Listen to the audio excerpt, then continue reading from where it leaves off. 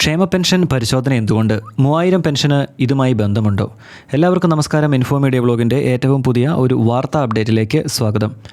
കേരളത്തിലെ ലക്ഷക്കണക്കിന് പെൻഷൻ ഗുണഭോക്താക്കൾ ഇപ്പോൾ ചോദിക്കുന്ന ഒരു പ്രധാന ചോദ്യമുണ്ട്.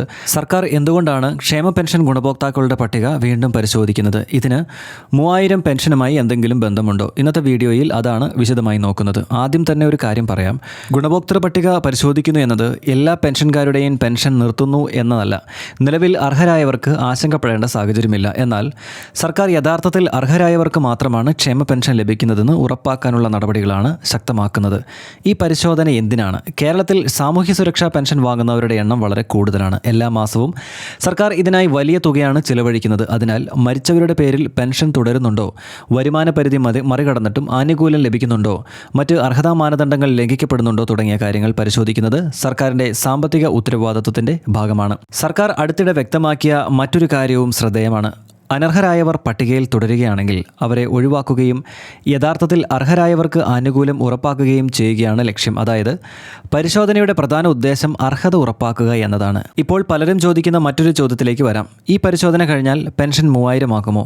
ഇവിടെ ഒരു കാര്യം വ്യക്തമായി മനസ്സിലാക്കണം. ഇതുവരെ ക്ഷേമ പെൻഷൻ 3000 ആക്കിക്കൊണ്ടുള്ള ഔദ്യോഗിക സർക്കാർ ഉത്തരവ് പുറത്തിറങ്ങിയിട്ടില്ല. അതിനാൽ പരിശോധന കഴിഞ്ഞാൽ ഉടൻ 3000 ലഭിക്കുമെന്ന് ഉറപ്പിച്ചിപ്പോൾ പറയാൻ കഴിയില്ല. എന്നാൽ രാഷ്ട്രീയമായും ഭരണപരമായും ഈ വിഷയം ഇപ്പോഴും സജീവമാണ്. സർക്കാർ മുൻപ് നൽകിയ 3000 പെൻഷൻ വാഗ്ദാനം പിൻവലിച്ചിട്ടില്ല. അതേസമയം സാമ്പത്തിക സ്ഥിതിയും അർഹതാ പരിശോധനയും പൂർത്തിയാക്കിയ ശേഷമായിരിക്കും ഭാവിയിൽ ഇത്തരത്തിലുള്ള തീരുമാനങ്ങൾ എടുക്കാൻ കൂടുതൽ സാധ്യതയുള്ളത്.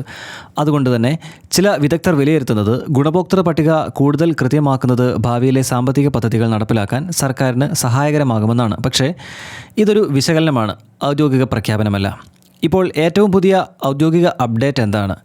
ജൂലൈ മാസത്തെ ക്ഷേമ പെൻഷൻ വിതരണം ആരംഭിച്ചിട്ടുണ്ട്. സർക്കാർ ഇതിനായി ഫണ്ട് അനുവദിക്കുകയും വിതരണം പുരോഗമിക്കുകയുമാണ്. എന്നാൽ വിതരണം ചെയ്യുന്നത് ഇപ്പോഴും 2000 രൂപ തന്നെയാണ്. അതിനാൽ സോഷ്യൽ മീഡിയയിൽ കാണുന്ന ഇന്നു മുതൽ 3000 പുതിയ ഉത്തരവ് എല്ലാവർക്കും വർദ്ധിപ്പിച്ച പെൻഷൻ എന്ന തരത്തിലുള്ള സന്ദേശങ്ങൾ ഇപ്പോൾ വിശ്വാസയോഗ്യമല്ല. ഔദ്യോഗിക സർക്കാർ ഉത്തരവ് വന്നാൽ മാത്രമേ പുതിയ തുക പ്രാബല്യത്തിൽ വരികയുള്ളൂ. അവസാനമായി പ്രധാന കാര്യങ്ങൾ ഒന്നുകൂടി ഓർമ്മിപ്പിക്കാം.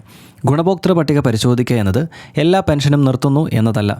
അനർഹരായവരെ കണ്ടെത്തി ഒഴിവാക്കുകയും അർഹരായവർക്ക് ആനുകൂല്യം നൽകുകയുമാണ് പ്രധാനപ്പെട്ട ലക്ഷ്യം. നിലവിൽ ക്ഷേമ പെൻഷൻ 2000 രൂപ തന്നെയാണ്. 3000 പെൻഷൻ സംബന്ധിച്ച് ഇതുവരെ ഔദ്യോഗിക സർക്കാർ ഉത്തരവ് ഇറങ്ങിയിട്ടില്ല. ഭാവിയിൽ സർക്കാർ എന്തെങ്കിലും തരത്തിലുള്ള പുതിയ തീരുമാനം പ്രഖ്യാപിച്ചാൽ അതിൻ്റെ ഔദ്യോഗിക വിവരങ്ങൾ മാത്രമേ വിശ്വസിക്കാൻ പാടുള്ളൂ. ക്ഷേമ പെൻഷൻ 3000 വർധന, പുതിയ സർക്കാർ ഉത്തരവുകൾ, ഗുണഭോക്തൃ പട്ടിക സംബന്ധിച്ച ഏറ്റവും പുതിയ അപ്ഡേറ്റുകൾ എന്നിവ ലഭിക്കാൻ ഇൻഫോ മീഡിയ വ്ലോഗ് സബ്സ്ക്രൈബ് ചെയ്യാൻ മറക്കരുത്. നിങ്ങളുടെ വിലയേറിയ അഭിപ്രായങ്ങൾ കമൻറ്റ് ബോക്സിൽ രേഖപ്പെടുത്തുക. നമുക്കപ്പോൾ മറ്റൊരു വാർത്താ അപ്ഡേറ്റിൽ കണ്ടുമുട്ടാം. നന്ദി.